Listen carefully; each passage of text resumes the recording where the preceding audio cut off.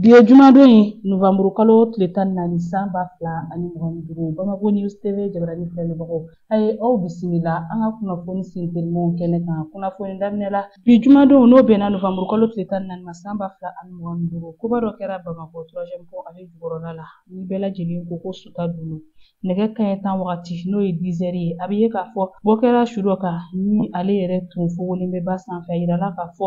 mɔninkɛla dɔ taara bɔ ale su kan ni ka sɔrɔ ka maaw labɔ a kalama o yɔrɔnin bɛɛ la sapeur pompier maaw nana a ko jalatigɛli kɛ ka su don joona joona ka taa n'a ye an bɛ wagati min na i ko sisan maa kofɔlen a cɛya ni musoya ani kun jumɛn y'a bila nin na o si ma dɔn fɔlɔ.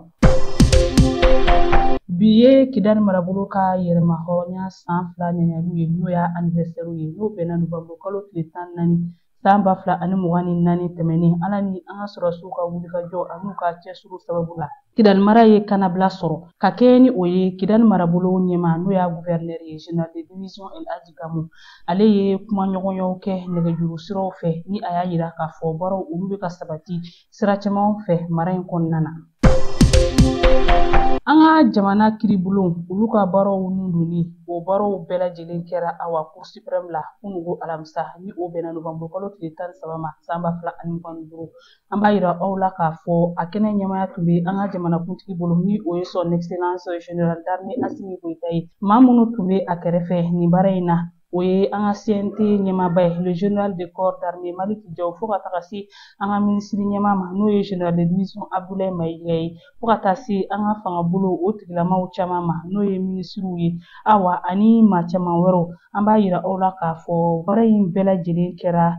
foli ani hɛrɛ baden kɔnɔna la an ka kiribulonw u bɛna u ɲɛsin u ka baaraw ma a kɛcogo cɛɲi na u bɛna u sinsin fɛn minnu kan o de ye foroba nafolo o donyɔrɔ n'o o bɔyɔrɔ o baaraw ka se ka kɛ sariya kɔnɔna na o kuma u bɛna u ɲɛsin o de ma kosɛbɛ awa u ka nin baarata in na.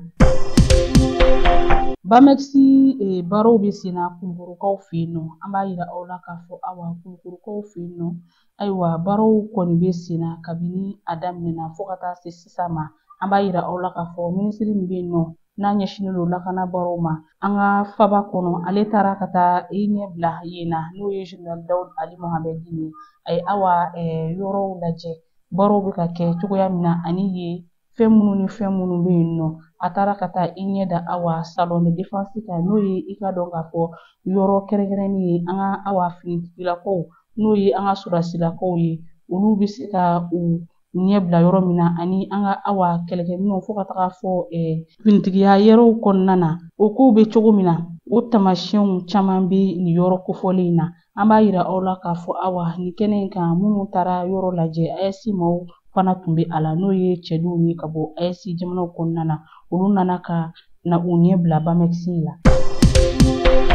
DGCC n'o ye i ka dɔn k'a fɔ awa ɲɛmaso ye min ɲɛsinnen don sanni feere baaraw olu tɛmɛcogo ani u tacogo ani i ka dɔn sanni feere baaraw basigili ma an ka jamana kɔnɔ a ye dantigɛli dɔ kɛ k'a yira k'a fɔ maa minnu bɛ yen nɔ ni olu bɛ taa taji bidɔn ta la yamaruya sɛbɛn sɔrɔli olu fɛ ni gɛlɛya tun bɛ u la u nana ka na gɛlɛya bɔ a la sisan u ye fɛn jumɛn sigi sen kan sanni feere a yamaruya sɛbɛn bɛ se ka ta internet fɛ sisan o kama i bɛ taa ayiwa demande ladon internet fɛ a bɛ ka u ka kow taabolo lajɛ fo ka taga fɔ wagati min na i jaabira ka sɛbɛn sɔrɔ ka di i ma i bɛ sɔrɔ ka taa a sɛbɛn nɔfɛ u y'a yira k'a fɔ nin baara in kun tɛ fosi wɛrɛ ye bɛɛ lajɛlen bɛ se ka lafiya cogoya min na kɔnɔnagan u ka bɔ a la ayiwa tɔɔrɔw bɛɛ lajɛlen ka bɔ a la a ka kɛ hakilisigi ni bonya ani karama kɔnɔna na bɛɛ lajɛlen ka lafiya kama.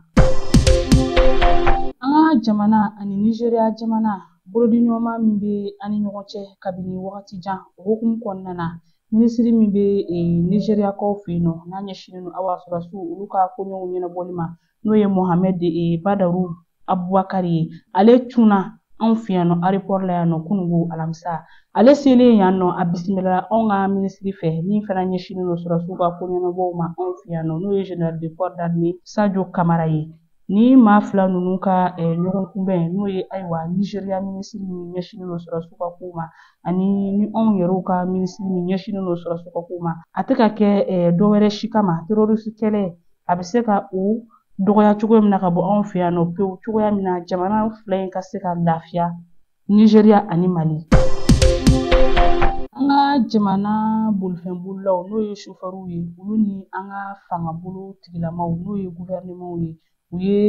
tɛgɛnɔbila sɛbɛn dɔ kɛ kunungo o tɛgɛnɔbila sɛbɛn min filɛ nin ye o bɛ ka kɛ hukumu kɔnɔna na o de ye ka se ka baara kɛ ayiwa hakilisigi kɔnɔ cogoya min na ani jamana ka lafiya an b'a yira aw la k'a fɔ minisiri min ɲɛsinnen don baarakow ma ani minisiri min ɲɛsinnen don ɲɔgɔn dɛmɛ kow ma an ka jamana kɔnɔ nin baara in kɛra ayiwa olu ɲɛna ani olu fɛ u ni sofɛriw ye awa ni bɛnkan min kɛ a bɛ ka na kuma de dafa kuma min ni an ka minisiri ɲɛma kun ye a lase dɔgɔkun tɛmɛnen na n'o ye Général de division Ablaye Mayiga ye ne de bɛ dan sigi bi an ka kunnafoni senfɛmaw la aw ni ce aw ka ɲɛmadali ani aw ka kulomajɔw la aw k'an bɛn don n'a nataw la.